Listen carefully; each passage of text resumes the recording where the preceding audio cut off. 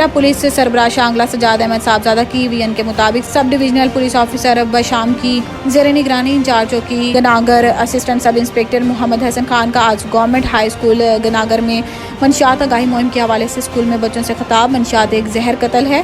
منشیات کی تدارک میں شانگلہ پولیس کے ساتھ دے کر معاشرے سے اس ناسور کو ختم کرنے میں اپنا کلیدی کردار ادا کریں۔ اسکول کے بچے اس ناسور سے اپنے آپ کو دور رکھیں، پوری توجہ اپنی پڑھائی پر دے کر اپنے مستقبل کو تابناک بنائیں۔ شانگلہ منشیات کی روک تھام اور بغیر ہیلمٹ موٹر سائیکل ڈرائیونگ کے حوالے سے district police officer Shangla Sajjad Ahmad Sahibzada کی وین کے مطابق زیر نگرانی D S P headquarter Shangla Jahanzeb Khan incharge traffic Shangla Majeedullah Khan نے government centennial model high school Alpuri میں ٹریفک قوانین اور منشیات کے خلاف مہم کا آغاز کر دیا۔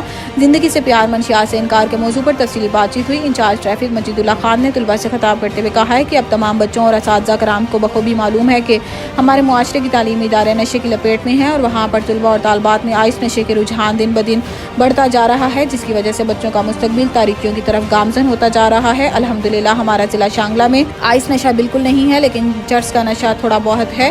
اس سلسلے میں inspector general police Khyber Pakhtunkhwa Akhtar Hayat Khan, regional police officer Malakand جناب محمد علی خان کی وین اور district police officer Shangla Sajjad Ahmad Sahibzada کی خصوصی ہدایت پر تمام تعلیمی اداروں میں منشیات کے حوالے سے آگاہی مہم شروع ہوئی تاکہ بچوں کو سمجھایا جائے کہ نشہ ایک زہر قاتل ہے۔ انہوں نے کہا ہے کہ پیارے بچوں میں اب تمام جوانوں کے مستقبل تابناک دیکھنا چاہتا ہوں، لہٰذا منشیات کے مضر اثرات اور نقصانات کے بارے میں غور سے سنیں۔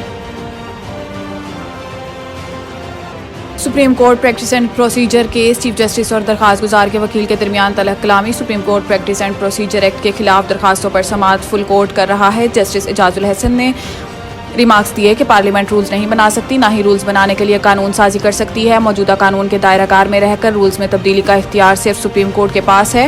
چیف جسٹس پاکستان نے کہا ہے کہ آئین کہتا ہے کہ سپریم کورٹ اپنے پریکٹس اینڈ پروسیجر کے رولز بنانے کے لیے بااختیار ہے۔ سپریم کورٹ آئین سے بالا رولز بناتا ہے تو کوئی تو یاد دلائے گا کہ آئین کے دائرے میں رہیں۔ جسٹس اعجاز الحسن نے کہا ہے کہ آئین تو پہلے ہی سپریم کورٹ کو پابند کرتا ہے کہ آئین و قانون کے مطابق رولز بنائیں، جبکہ چیف جسٹس پاکستان نے عابد زبیری سے مکالمہ کرتے ہوئے کہا ہے کہ وقت کم ہے، جلدی سے میرے سوالات کا جواب دیں کہ سبجیکٹ ٹولہ کو نکال دیں تو رولز بنانے کے اختیار پر کیا فرق پڑے گا۔ صدر سپریم کورٹ بار ایسوسی ایشن عابد زبیری نے اپنے دلائل میں کہا ہے کہ آئین سے آئین و قانون کے مطابق رولز بنانے کے الفاظ ہٹا دیے جائیں تو بھی فرق نہیں پڑے گا، جس پر جسٹس قاضی فائز عیسیٰ نے کہا ہے کہ بس ٹھیک ہے، جواب آ گیا، اگلے نقطے پر جائیں۔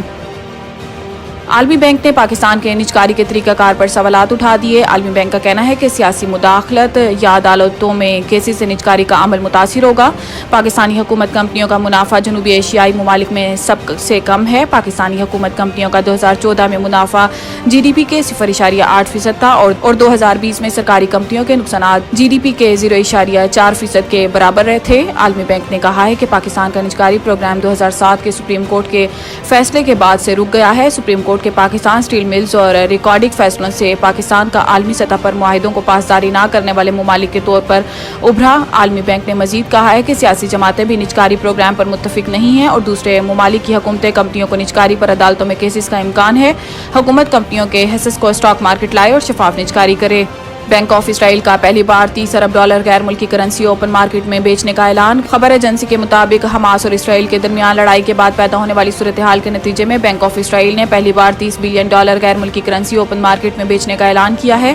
بینک آف اسرائیل کا کہنا ہے کہ صورتحال اور مارکیٹس کا جائزہ لیتے رہیں گے اور صورتحال کے مطابق تمام دستیاب طریقہ کار عمل کے ساتھ کام کریں گے۔ بینک آف اسرائیل نے کہا ہے کہ سویپ میکانزم کے ذریعے مارکیٹ میں $15 بلین تک لیکوڈیٹی فراہم کریں گے۔ خبر ایجنسی کے مطابق بینک آف اسرائیل کے اعلان سے قبل اسرائیلی کرنسی کی قدر 7.5 سال کی کم ترین سطح پر ریکارڈ کی گئی، جبکہ بینک آف اسرائیل کا یہ اقدام حماس کے حملوں کے دوران کرنسی کی گرتی قدر سنبھالنے کے لیے ہے۔